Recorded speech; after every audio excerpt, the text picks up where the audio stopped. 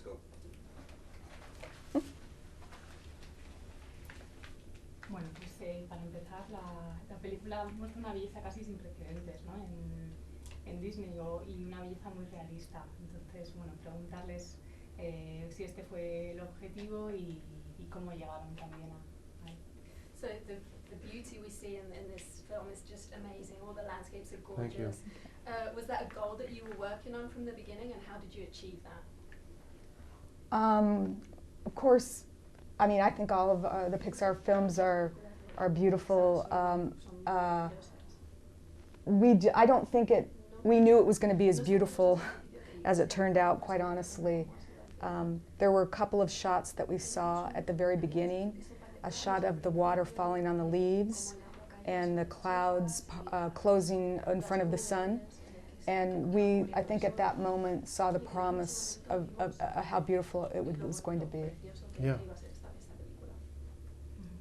Bueno, de alguna manera los animales se humanizan y los humanos se convierten en mascotas. Entonces. So could you tell us a bit about how animals, you're flipping it and you're flipping the story and animals are becoming humans? Yeah. Tell us a bit about that. Yeah, it was from the early pitch, this idea of the boy and dog and flipping it, where the boy is the dinosaur and the dog is this human boy. And it started off as a really fun, charming idea.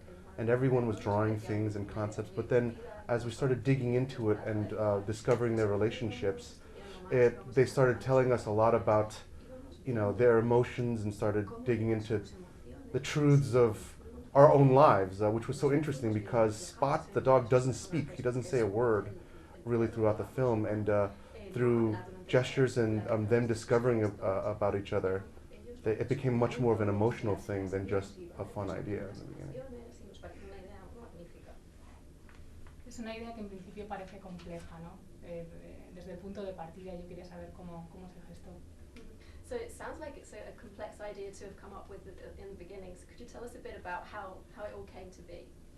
Yeah, early on I drew a giant long-necked dinosaur plowing the earth, and it was something really sincere about it, because when we started, it's like, what if dinosaurs could evolve? They could be, race car drivers, they could be owning a restaurant, these dinosaurs, but there was something about a dinosaur trying to survive on the land that really kind of triggered something, and so we started pushing the kind of frontier world where herbivores would become farmers, and then carnivores could become ranchers, and then figuring out, in the research that we've done with farmers, there's the whole family. Every member of that family is an integral part to making the survival of a family on land like that. And so, what if there was someone that felt like he wasn't important in the family and he wanted to be? And so that was kind of there was something emotional about that we started digging into. Y en cuanto a lo que se ve al paisaje, ¿en qué se han inspirado? ¿En qué zonas? What about the landscape? Where did you go for inspiration on the landscapes? We went to the northwestern part of the United States, specifically Wyoming, Idaho, Oregon. We spent a lot of time in Jackson Hole, and we were really overwhelmed by the beauty of the landscape. And we got there and realized where basically a dinosaur could feel very tiny in this vast, epic landscape. Yeah. It was beautiful. It was gorgeous. Quiero saber cómo se ha equilibrado, digamos, en los dos universos Disney y Pixar, ¿no? Sobre todo en el sentido de no aburrir al adulto en la sala de cine. How do you balance these kind of family movies that we have always in Disney, Pixar? How do you find that balance to make a movie that both kids and adults would like? It's an evolutionary process. You start with a simple idea, and then you start digging into it. And the story process at Pixar is very much like therapy, where you and I are kind of sitting together talking about a story, but then we would talk about our parents, about loves, about loss, and then you start talking about all this stuff that starts to get injected into the story.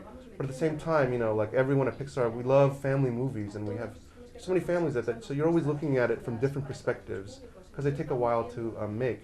And so you'd screen the movie and you would see it a certain way, then kind of let the film evolve to what you were feeling then, and then seeing it from different perspectives.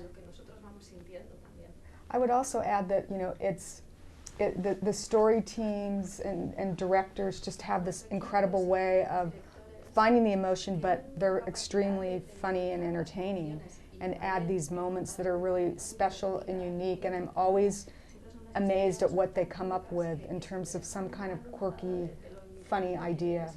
It's fun to observe. Para terminar, quería preguntarle cómo ha influido, digámosle, su actividad anterior, teniendo en cuenta que se ha metido, ha puesto su voz, ¿no?, a personajes, cómo ha influido ahora la dirección. How was it to work as a director now? You've worked as a voice artist. How did you use that experience, and how did that influence you as a director? I've done a lot of the kind of temporary scratch voices with a lot of the different directors at Pixar, and you could see how each director has a different style to pull a performance out of you. So I learned a lot from that. But at the same time, I love playing characters with other people that love finding personalities like that. And so, there's a lot of tools that you learn, but at the same time, you want to build a place that's trusting for the performer and have some fun. And so, you learn a lot from the other directors, but then you have to kind of find your own way as well.